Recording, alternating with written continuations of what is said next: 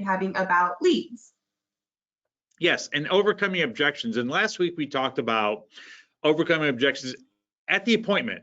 So, and we're going to talk more about this, but the biggest the biggest challenge I think with overcoming objection with leads is you don't have that fundamental sitting down and talking, you're flying blind basically. So let's, yeah, you're right, Libby. Let's just jump right into this and talk about overcoming objections, part 2. Here we go. Okay.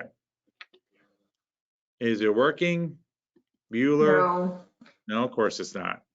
Because I moved on the screen. 1 second here. Let me figure out why this isn't working. Okay. There we go. Well, I do appreciate it. I fixed it. There it is. So yeah, part of the challenge, I guess, is going to be overcoming objections. So now I lost my mouse. There we go. All right. So yeah, let's jump right into it. You there, Olivia? I can't see anything. This is great. Yes, I sure am. Okay. So part of the challenge is that technology is hard. But when we talk about leads, we're going to talk about cold versus warm. Or cold leads are leads that you're calling. They were going about their day. They're drinking their coffee in the morning. They're enjoying the sunshine or the snow today if you're in the Midwest. And all of a sudden they get a call, a lead card in the mail, something that interrupts their day, if you would, to say, hey, Medicare's should be on your mind, and this should be on your mind, and you should be concerned, and it's inspiring them to take action. Or warm lead is someone that reached out and said, hey, I like this solicitation or this lead card, or I saw this ad online and I'm responding to it. So I'm showing interest in approaching you versus you approaching them. So that's what we're talking about today, is the cold versus the warm leads. Nothing to add. Great. Okay.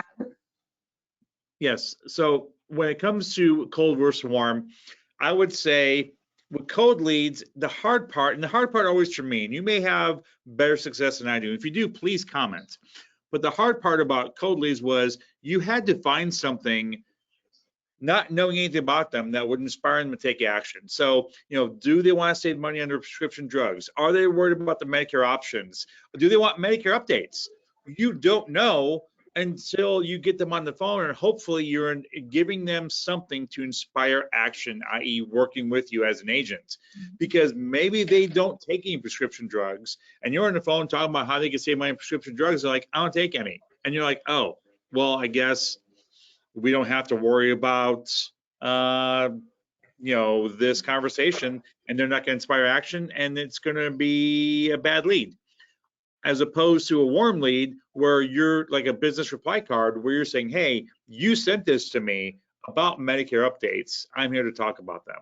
So I think with cold leads, I've always struggled, and this is my own personal fault, and hopefully you have better luck than I do, of you're basically throwing stuff on the wall and hopefully something sticks. Well, with cold leads, you have to find a commonality. They're not requesting your call. They're not requesting your drop by. So you have to I'd say, overcome that objection almost immediately. When it's a cold lead, you have to tear down that wall first before you can even begin step 1 of that sales process. So you have to find a commonality, but you have to basically show your value as an advisor, your value standing there in front of them or on the phone almost immediately. So it is a very different approach versus the warm lead, which is, hey, you mentioned you had this concern. Let me talk to you about this. Maybe try to sell you or maybe try to advise you based on the concern you have. With the cold lead, it's who are you? What are your concerns? What can I do to get you to trust me to tell me your concerns? It's the process, the starting process is completely different. 100%. So diving even deeper into this, when you're starting out, and this is what worked for me. Again, what we're talking about today worked for me. It may work for you. Hopefully you get a couple nuggets of information that you can apply to your cold calling or reaching out to cold or warm leads to say, get a little better response rates. But starting out, it really is about trial, error, and connection. You've got to pick up the phone. You got to start knocking on doors. Whatever method you're doing to getting cold leads, you basically have to script it out. And when I say script it out, everyone thinks robot. I don't want to sound like, Hello, my name is Mike. I'm calling about Medicare changes in your area. Are you concerned? Nobody wants to hear that. So read it like an actor. Don't read it like a robot. Read it like you're playing the part of a movie like Nobody. That movie was awesome, by the way. And get in there and because people want to be inspired by your voice. The fact that especially if you're on the phone, they can't see your interactions, they can't see your arm movements like I have. They're only going off tone of voice, and secondary, they're going off of what you're saying. So if you sound like a robot, they're going to hang up or just tell you no thank you and click. You want to sound like someone that's excited to call them and have great information for them. Now you got to make those calls and contacts, and then it's really is trial and error. You have to say this worked, this didn't. When I started saying this, I started getting better results, or I started saying this, I got worse results, and constantly tweak it until you're about a 50-50 ratio. And that's not 50-50 sale. That's 50-50 just getting people to talk to you past the first sentence of you opening up. And that's when you know you've got a breakthrough script. And everyone asks for scripts. But here's a cold hard truth about scripts. There's no universal one. There's ideas you could say, but what I say and what you say may be two very different things, and yet yield the same results. I think that it's the most important thing when it comes to scripts and coming up with the call is that there is, like Mike was mentioning, there is no magic script. Unfortunately, sales is not a formula. If you do this, if you say this, this will happen, blah, blah, blah, blah. It's an art form. It's something that you have to perfect. It's something that is personalized to you. It's personalized to your mood that day, personalized to your attitude, personalized to your comfort level with who you're talking with. So, there is no golden script. There is something that says, if you say these words, you will get sales, because that doesn't exist. So making sure that you are finding something that is suitable to your sales style and suitable to, again, even down to the mood. I know Deborah mentioned tone is everything over the phone. That's a huge, wonderful advice, is to make sure that when you are on the phone, your facial, they can't see you, but if you smile, that does carry through the phone call. If you are confident, that does carry through the phone call. So I know, like, whenever I was doing my cold calling, we did mirrors in our offices and look at ourselves while we're talking on the phones to make sure to be aware of what our faces were doing, and it did help smile. And when we did that, we had more closes. Yeah, 100%. And Scott said, thanks for saying there's no magic script. I think you should collect scripts from other agents, not to use. And that's like we always talk about on the cafe and at senior marketing specialist trainings. We're giving you what works for us or what works for other agents. This is just to inspire you to create your own. And that's how you should go about scripts. I know that Lead Heroes and Prospect Boss, that's what I'm trying to say. They both offer scripts, and they offer scripts for reference and for you to build your own. And that's how you should treat those things. So yeah, there may be some phraseology that works better than others, but you still have to make it your own, because if you sound uncomfortable saying it, people are going to feel uncomfortable agreeing with it and moving past the appointment. And that's why you want to get that 50-50 ratio of, you're going to have to say, okay, if I say this, will it work? Do a handful of calls, maybe half a day worth of calls, whatever it is, and say, okay, I'm going backwards. I need to tweak this. And it's just a constant tweaking process. It took me over a year to get my in-house scripts down. And that was in person, when I could see people's eyes rolling or arms folded or disinterest. I think for me, it was 10 times harder on the phone, because I don't know what they're doing. I don't know if they're sitting there listening with like, oh my gosh, this is incredible, or rolling their eyes and going, oh, another freaking salesperson. So I applaud anyone that cold calls. Good for you. I hate it like everybody else. It's the bane of my existence, to be honest. But so next point is, you definitely want to converse with the lead. And the point here is, especially if this is a warm lead, is what did they reply to? You want to build off those replies and don't ignore what they said. Meaning, if I'm talking to somebody and I bring an objection up, it's obviously important. And I need to say, hey, this is something that's my concern. I need to make sure as an agent I address it. So you want to build up their replies, because they're telling you what's important to them. And you need to say, okay, great. You know what? I see what you're saying here, or let's get on the same page and let's move down this road, because this is obviously your road of concern. While it's my job to bring up concerns you might have, it's your job to tell me which ones are important. So that helped me when I was working with leads or prospects I didn't know very well, and they're telling me their objections or their concerns. You need to follow that map rather than try and make your own. Yes, your job is to initially create it, but they're going to tell you exactly where that road goes with their concerns. But again, keep in mind, all sales happen when you're listening. Sales don't happen when you're doing all of the talking. If you're waiting to talk, then you're not truly listening to what they're saying. Sales is all about transfers of emotions. And the best way to transfer that emotion, to evoke with emotion, is to get them to tell a story. I know I've been in myself sales presentations or listening to sales presentations where people will start talking and they'll say, tell me about a time where something like this happened to you. And, I say this is so fresh because we were just doing some stuff at the summit, and when I was interviewing an agent, their experience with cross-selling, and they were talking about how they said so many times they'll start telling you a story and you'll interrupt them and say, okay, well, let me clear this up. Let me go ahead and, mid with your story. Let me talk to you about cancer insurance. You have to let them talk and get in that moment and talk and get to that emotional state for you to fully make sure that you're advising them on what truly is important to them. So, again, it's all about, these are pretty basic things. It's conversation 101.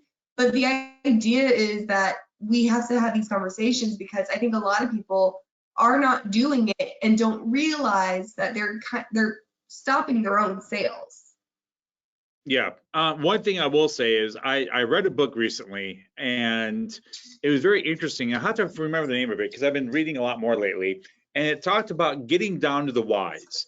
It's like I need good health care. Why? Because if I get sick, I need care. Why? And they said your whys can lead all the way down to death. And I was like, what? That's insane. But they made a good point. It's like, if I don't have good health care, I'm gonna get more sick. If I get even more sick, I'm gonna have even more trouble. If I have even more, and you could build that down, narrow that funnel down all the way down to what's the root cause of your concern. And in this case, it's death. I don't want to die because I have inadequate health care.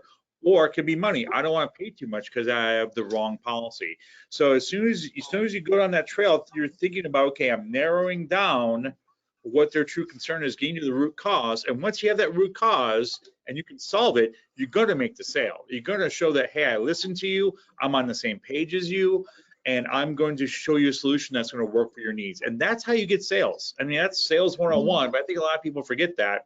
Like Olivia said, you go in with an agenda, and your agenda's over here and their agenda's over here, you're not going to make a sale because you're selling on cost and they're all over here concerned about quality, that you're not on the same page. So this is why you really want to have a conversation. It comes down to, especially if you're someone who has been doing this for a while, you might be a veteran in the industry and it's very possible that you struggle with this and don't even realize it. It's the fact that we've seen it all. We've seen the solutions, or we've seen the issues. We know the solution. They come us with the problem and we know the answer. So we just said, okay, let's save us both the time and heartache, and here, just do what I say and be done with it. That's not what sales is. It's not, yes, the education and everything is true. It's valid, but what sales is it's taking on the concerns and taking on their emotions and translating that into where they feel more safe with that conversation. So again, just because you know the answers and just because it's, hey, let me get this taken care of, doesn't mean that that's what the client needs at that time. You need to be there as a listening ear. Yeah, 110%. And I would say the next thing is, what is your goal with this appointment? Now, this is more prospecting here. Is when you're prospecting, do you want that prospect or that lead to set an appointment, or do you want to solve the phone? Because those are two very different goals. I lean more towards the appointment side because if you don't know, I did a lot of my selling in person. That's my preferential way of selling insurance. However, over the phone is very popular, and the way you approach that lead can be very different. So you need to make sure that you have a clear goal. The old saying, begin with the end in mind. At the end of the appointment, you want an appointment that could look very different than at the end of the appointment being sold a policy on that one call. So make sure you know exactly what your desire is at the end of that conversation, and make sure you're leading up to that client or leading them appropriately to that solution. Yeah. Just be aware if you are doing appointment setting, just be aware a lot of people may say, yeah, sure, to get you off the phone. That's a struggle that you have if you do hire out your cold calling, is that a lot of appointments are no-shows because they're just willing to say whatever they can to get that person off the phone. So just be aware of that. If somebody is, even if you're calling to do the appointment, if somebody is willing and raring to buy right then and there, you have to sell the way that they want to buy. It's not how you want to sell, it's how they want to buy. So don't, even if your intention was to set the appointment, you can still, again, transition into having that sale done right then and there. 100%. So one of the things we talked about last week was a different method, and I'm not big on acronyms, but here's a different acronym. If you didn't really relate with the one last week, here's one that's a little different. It's really relate, build, and commit, because you want them to commit to whatever you want at the end of that appointment. And then end of the conversation, in this case, I'm going for the appointment. So if I get an objection over the phone when I'm appointment setting, I want to show I understand what they're saying. I want to offer them new information to feel that they can move forward to the commitment. So it's a little easier path. One of the things I think that agents do, or I see salespeople in general do, but I know agents do, I should say, is they overcomplicate the appointment setting process. So your goal at the end of that conversation is to simply set an appointment. You don't want to tell them everything about Medicare. You don't want to tell them everything about yourself, which most people don't care, to be honest. You don't want to tell them everything about the policy before you get there. Your goal is to set the appointment. That's it. And then you'll do everything at the end of when you get there to explain what the heck it is you're talking about. So make sure that you're doing that, because if you're overcomplicating the appointment process, you're going to get a lot of no's. Mm-hmm. So we'll keep going. All right. So, and all of this, we're putting together a quick guide for everyone to read. So all the notes we're talking about today and last week will be in the guide coming out later this week. And this is probably one of the biggest obstacles that we come across is, can you just mail me some information? And that's, I mean, how many times you hear that over the phone? That's a quick, I'm mildly interested in what you're saying, but I'm not ready to commit to talk to you anymore. Just mail me some stuff. Or it could just be a blow off, but you've got to treat it like they're mildly interested. So my comeback was always something along lines of, I talked to a lot of people. A lot of people I talk to want to make sure they do their due diligence, and that's very wise of them. But with no obligation, I can make this a simple walkthrough and answer all your questions, again, with no pressure or needing to change plans. Would Thursday afternoon work for you? So it's kind of a presumptuous saying that they want an appointment. But if you have that scripted out, and when someone says, can you mail me some information, you're not going, I don't know, I guess I could. No, you have a clear response, and this will detract from the hesitation of answering the objection, plus make you sound more confident on the phone. The more confident you are in your answers and your delivery of this information, the more confident the prospect will be to meeting with you or proceeding on the phone to change their policies. Looks good. Yeah, Dean makes a great point. People don't care how much you know until you know how much you care. If you're selling, sell them something, great. If you're there to leave them in a better position when you found them, they're going to sense that as well. So I think that's definitely one of the things that you need to remember about insurance is it's not fun and it's highly complex, and people want to know that you're there to help them, not just sell them something. So we talked about tone of voice a little bit, but that's a big thing is, it's when people are communicating, body language is 55% of what we take in. 38% is your tone and 7% is spoken word. You've always heard, if you've ever seen dog trainers, it always cracks me up when they're yelling at the dog in a very soft voice, like, did you pee on the carpet? I hate you so much. You're the worst dog ever. And the dog's like, yep, that's me. Yep, yep. They don't know because the tone of voice is saying you love me. I don't know what you're saying, but the tone is there to say that I'm doing well. Same thing with your clients. I'm not saying treat them like dogs, of course. I'm saying that if your tone is confident and reassuring and not boring, it could definitely change the whole feel of the appointment. And just like body language, this is why I liked doing in person or video calls. That's why we have video webcams going, so you could see how excited we are to talk to you. You could see my hands going all over the place. I mean, how exciting is that? You know? But yeah, so make sure when you're on the phone, like someone said earlier, you got to smile and dial. If you're not smiling, people can definitely feel that. So make sure that you are in a proper mindset to do that. And I know cold calling or working cold leads, or even warm leads for that matter, can be very daunting and be very tiresome and very trying on your nerves. But you will get to the point, if you put on, if you earn your stripes, to the point where you do that less and less and less, and you're dealing with more warm leads and warmer leads, such as referrals, and you find that people start coming to you because you gave that good service and you have that great retention and all those things. So it all links together, but it starts here. So, sorry, all right. My internet's not too hot right now, so I'm catching another word. Oh, you're good. So, again, it will take time to fine tune. It will take a lot of rejection, but like we just said, it will pay off if you're smart about it.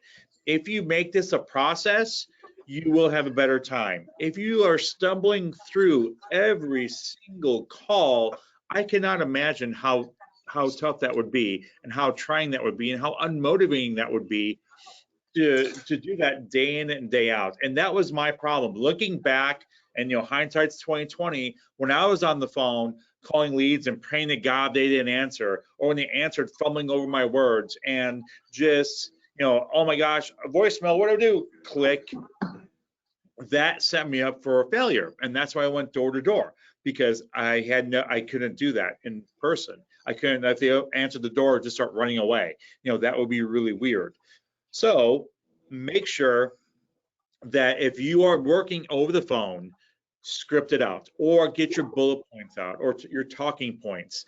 The more prepared you are, the better your results will be. And it's going to take trial and error. And if you're like me and you're like, I got to earn my stripes, you'll get to the point where you could afford to farm this out to somebody else. Maybe hire your own telemarketer or buy leads at a higher volume to increase your sales. And as you get more comfortable with the phone and in person, you're going to find your closing ratio goes up, because your responses are better and more fluid and more confident, and people are going to be more fluid and confident and agreeing with you. So all this, if you think, well, I don't prospect, well, how you handle these leads will definitely play into later on down your career and in your appointments. So if you're thinking this is all crap, you know what? It's amazing how you start to look back and go, oh my gosh, that made me more confident here, which made me more confident here, which made me more confident here, and it will snowball to success, or it will snowball to failure. If you're just like, I'm going to wing it every time, by the end of the week, you're going to be so burnt out and so unmotivated,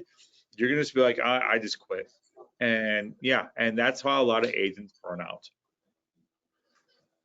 So I didn't put a slide in here for this, but one of the things that definitely want to make sure that we're all on the same page is that the pandemic is slowly uplifting. We got vaccines rolling out, we've got cities opening back up, and we want to make sure that your agency and you are ready for all these changes. So tomorrow at 2 o'clock, I believe, and Thursday at 10 o'clock, both Central, we are hosting a webinar about post-pandemic agency planning. So make sure you join that. Go to smsteam.net, click on events, and you can register for one or the other. It's the same presentation, so you don't have to come to both. It's either tomorrow at 2 o'clock and Thursday at 10. So one or the other, and we're gonna give some tips, ideas, and some concepts on how to get you ready, not only for post-pandemic, but also get you ready for AEP, because AEP is going to can look very different with everything that's happened the past year or so. So definitely join us for that. It is, as always, free to attend. You can come in, ask questions. We are going to have some post materials to give out as well. So make sure you register for that tomorrow or Thursday at smsteam.net. And I'm gonna keep going here. We're gonna talk more about overcoming objections this Friday at the Friday Live. We could probably talk about overcoming objections for the next 12, 15, 30 hours, if not longer. and still not cover all the bases. So make sure you join us this Friday as we talk even more about overcoming objections. And we're going to take some of the common objections and give some sample replies to them this Friday. Other than that, that's everything. That's everything we have for today. And again, don't forget to we have the National Senior Sales Summit going on. It is virtual again this year, May 12th and 13th. So a lot of fun and exciting things to be seen there. To register for that and to purchase your tickets, go to SMS team. Nope, just go to nationalseniorsalessummit.com, and you'll have the agenda on there as well as a way to purchase your tickets. $49 gives you everything, all access, including 2 live presentations that are happening to where you'll have interaction with the speakers. It's $49. That's a nice dinner out with your significant other or a friend. So, which is, of course, is an enjoyable time, hopefully for you.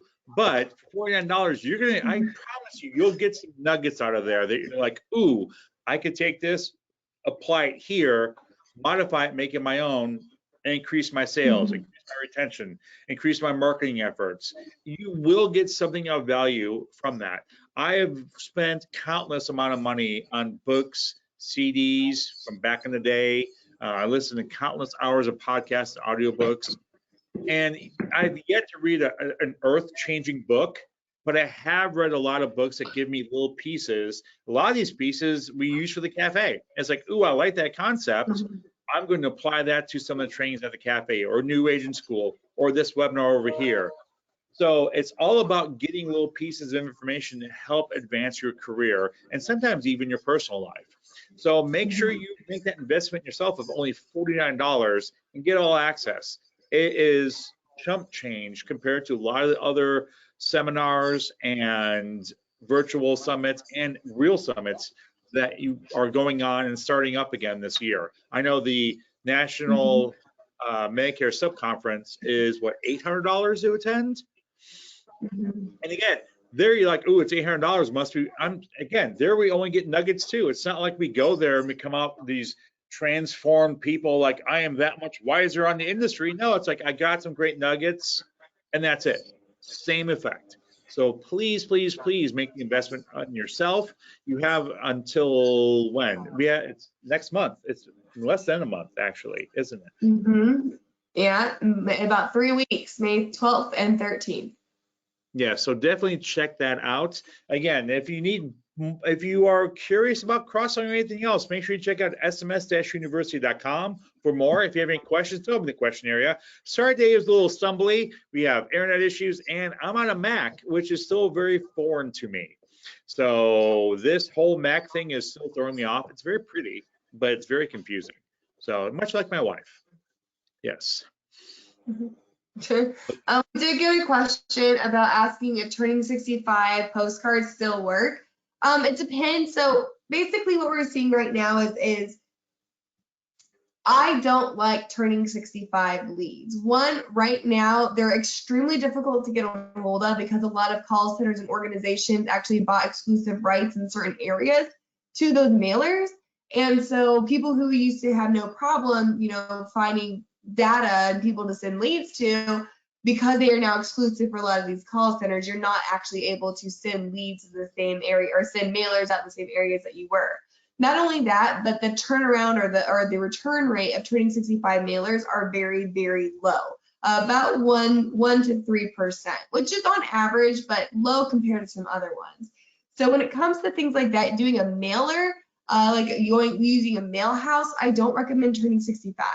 Now, if your agency is a well-known agency, well-established agency in an area, then sending a postcard that is from you, like from our AMP program, that has your agency name, your logo, your headshot, that can be effective as a marketing technique. But again, it only works if you are very well-known and well-established in that area.